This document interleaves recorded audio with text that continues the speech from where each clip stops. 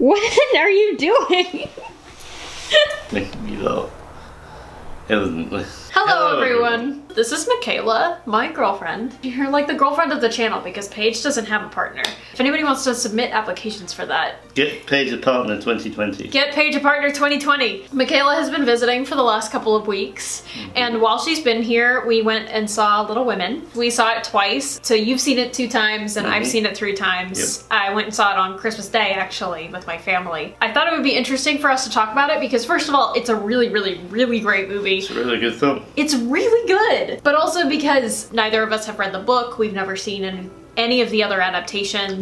No. So we went in largely not knowing anything and not expecting anything. And your mom is a big fan, and that's why you took her to see it on Christmas. Yes, it is. And apparently she wanted me to read the book as a child, and apparently when she said, oh, I loved this book so much when I was your age, and that made me not want to read it, apparently, which makes me feel really awful. But what about you? What was your experience with it? Primarily a joke on The Simpsons, which I still didn't get to show Sarah during this time. And then they realized they were no longer little girls. They were little women. And I'd seen that, and I knew little things like Beth dies, Joe ends the film with a significantly older guy, in the rain as well, definitely. But not much beyond that. As we proceed, there will be spoilers for the movie. There are some things that Greta Gerwig does in her adaptation that change and rearrange and adapt it differently than most of the other adaptations have at this point. So if you don't want to know some of those things about the movie, come back and watch it later. If you have maybe held off on seeing it because you're like, I don't really have that nostalgic pull towards Little Women, You don't need to have that nostalgia. No, not at all. It almost injects you with it. Yeah. It almost gives you it retroactively. It is a film about nostalgia, and it gives you that sense, so it made me kind of feel like I'd always had it there. I mean, I had a feeling immediately we were starting somewhere in the middle of the story. Again, having not read the book, I don't know if this is like the part 2 to the part 1 that was initially Little Women because it was published in 2 parts. As I understand it, I think it would be part 2 because part 1 is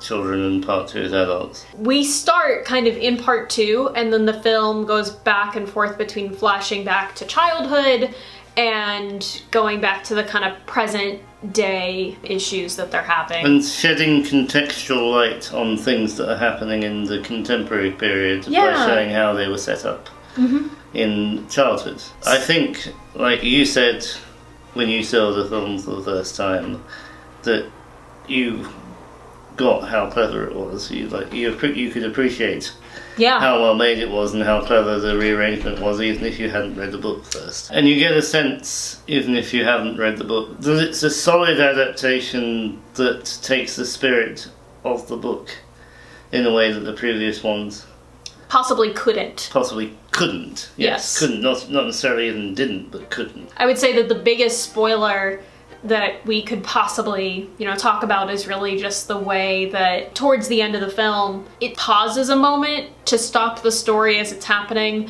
so that we can see Jo and her publisher talk about how the book that she's writing, which of course is the movie that we've been watching the whole time, is going to end.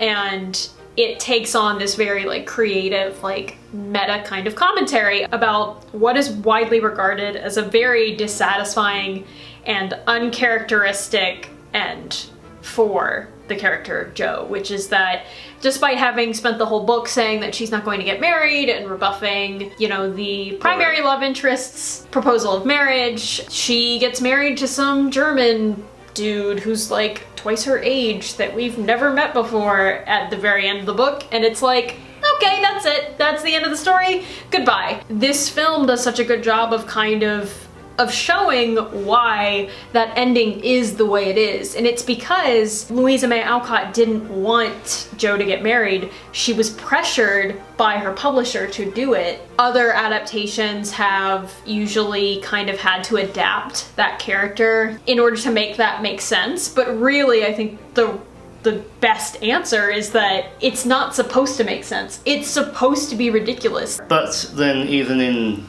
the universe of the film that we've seen, it makes it believable because Bear is charming. We did watch a really great video from Be Kind Rewind. Which is a channel I really, really love. So if you haven't watched any of her videos, definitely go check those out. She kind of examined 4 popular American adaptations of Little Women. The primary cinematic adaptations. Yes. When she talks about the 1994 version with Winona Ryder, she talks about the fact that that movie is very much a reflection of the 90s and kind of what women were trying to aspire to be, which was this balance between like romantic love but also fulfilling career. And so Professor Bear, here he has been kind of revamped so that they have like this real romance. And yeah, certainly he has been revamped in this one as well, but in an entirely different way. It still keeps that inside joke nature of it, which I think is really creative. And it's also, I think it's surprising that nobody's tried to do this sort of thing before, because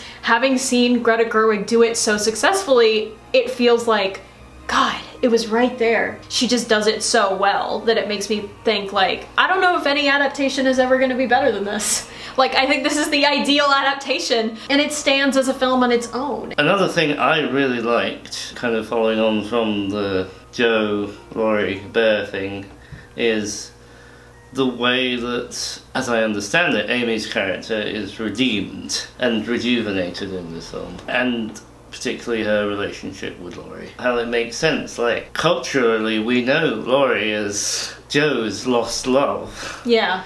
But the first time we see Laurie in this film, it's through Amy's eyes. I think it is the most important romantic relationship in the film. And Joe and Laurie's relationship is completely reconceived to be a best friendship where there is a bit of imbalance. That's just made me realize that when we see the flashbacks to childhood and we see Joe and Laurie, we never see them spending time together as much as we see Amy and Laurie spending time together and like actually being in each other's company. And it means that them eventually finding each other properly and getting married makes sense. It makes sense in the story. And they both seem happy at the end. Like, we see the journey that Laurie goes through to grow to the person who would marry Amy. I feel like we find that Amy deserves her happy ending. Yeah. The one that she's been wanting the whole time. Yeah. So we can talk... Yeah, go ahead. I'm laughing because of the feet thing. I'm making a plaster cast of my feet. So that Laurie will always remember what lovely feet I have. I'm like... Let's move on to talk about the actors a bit. Okay, we have to talk about Florence Pugh, because she is fantastic. I think she is arguably the stand-up. I think she is. She delivers her lines so well, and her expressions are perfect. And the thing that really impresses me is how well Florence Pugh, who is 24, can play a 12-year-old. And the hairstylists also did a great job in giving her a fringe when she was young and then pulling it back. Yeah. When she's 20. Yeah. Which really works. I mean, I've never seen Florence Pugh in anything else. We will be watching Midsummer at some point this year. Pray for us. The first time watching it, I was like completely entranced by Florence Pugh's performance. She inhabits the role so well. And I think you're right. Like, she steals every scene that she's in. And she's in a lot of them. Yeah. So she kind of steals the whole movie. That's to say nothing about, like, Saoirse Ronan's abilities. Is fantastic. She's really good. And her and Timothée Chalamet, of course, have, like, really wonderful, like, on-screen chemistry together. Naturally. Yeah, but, like, in a movie where it's so impressive that so many of the characters get their own spotlight and get to feel like real people, like, Florence Pugh still does such an amazing job standing out amongst all of these really incredible people. Yeah, Emma Watson is fantastic. Something I think we both realised watching this was that Emma Watson does especially well when she is not the star, when she has people to play off. And that was true in Harry Potter, I think. I think so. And that was very much true in Little Women, and the inverse. The thing that proves the rule was true in Beauty and the Beast. She couldn't really carry. First of all, she's so close to playing herself in that movie. Yeah. A version of what we know to be Emma Watson. And she also just doesn't get to interact with very many people in that movie, and I don't think it's strong enough. And to be fair, I haven't seen Bling Ring, which is a movie I eventually want to see, where she is the star, as far as I know. But at the same time, I know that she's like the ringleader of a group of people, and that's also like a very vastly different character for her. I think she did a very good job in this movie. Saoirse Ronan is fantastic. Timothée Chalamet is fantastic. Laura Dern is another highlight. I don't really have the context for other portrayals or, how true it is to the book. We just listened to an episode of Stuff You Missed in History Class, which gave some flavour and context to the Alcots and how they were quite socially conscious. Yeah. And engaged in trying to make things better for people. And that is very much a side that Laura Dern's Marnie has. Both of Louisa May Alcott's parents were activists and were both staunch abolitionists. I think something that we can say about like Laura Dern's character that can kind of extend to everybody else as well is that this movie is so much about how like humans, to borrow a very like a reused phrase, like humans contain multitudes. Mm-hmm. Like the characters in this movie like have so many different feelings and so many complex emotions. And that's kind of a microcosm in Laura Dern's character. Yeah. I want to give credit to Eliza Scanlon, great Australian actress. None of the March sisters are played by Americans, would you believe? Emma Watson's not doing a fantastic job with an American accent. It's okay, but it's fine. But like, you could also chalk that up to being in New England.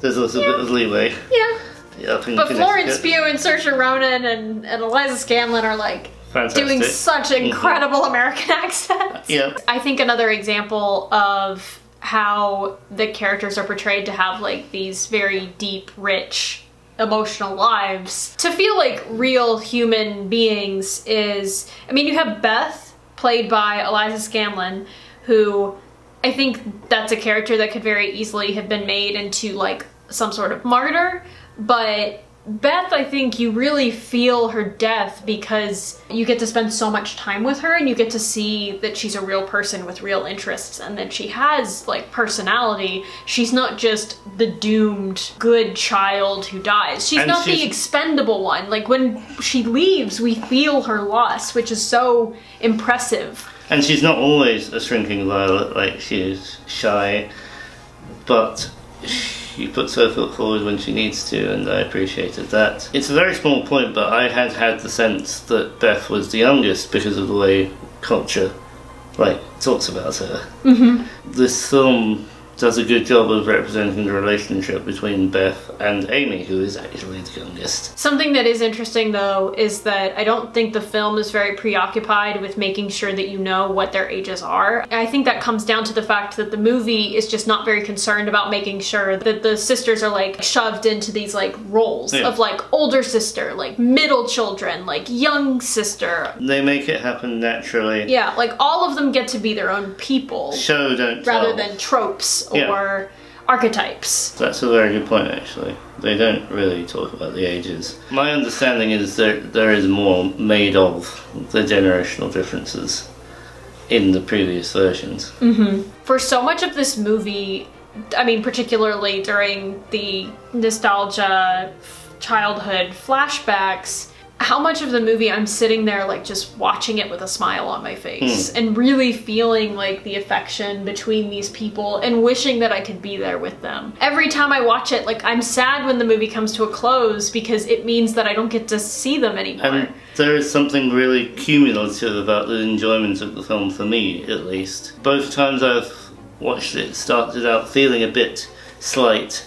I think because of where it starts in the chronology. The puzzle pieces are put together, the Jenga blocks are slid in gradually, and it's built up, and it becomes something really rich by the end. I'm not saying that in a critical way, and that's impactful, that sort of cumulative nature of how it comes together, and then you see a full picture at the end. Mm-hmm. That final scene is so effective, of the juxtaposition of the final kind of conclusion of the story itself, but also of Jo seeing her book bound it is so effective. The music is so perfect. The music throughout is really incredible. The music is fantastic. My French accent is better than hers, but I'm not going to even try pronouncing the composer's name. It's Alexandre Desplat. Something like that. Yeah. Desplat. Sure, we'll go with that. The music is really accessible and enjoyable, and there are some good themes in it. It is a vital part of the film, I thought. I mean, you would think that having seen it 3 times that it would start to get old, that it wouldn't have as much of an emotional impact on me as it does, but it hasn't mattered. The fact that I've seen it 3 times now, like each and every time I have gotten completely sucked into the emotions of the story. I feel so much for the characters. I'm so swayed by the journey that they're on. And the scene of Beth's death is incredibly effective. I think there's an extent to which like the parallels set up between like childhood and the present are so well done that like in the scene where Beth dies, you can feel that it's going to happen. And it doesn't make it any less devastating. No. You pointed out that in the final scene where all of the sisters like come up to the table and give Marmee the cake for her birthday in the final scene, that there is like this space that is felt like Beth should be there.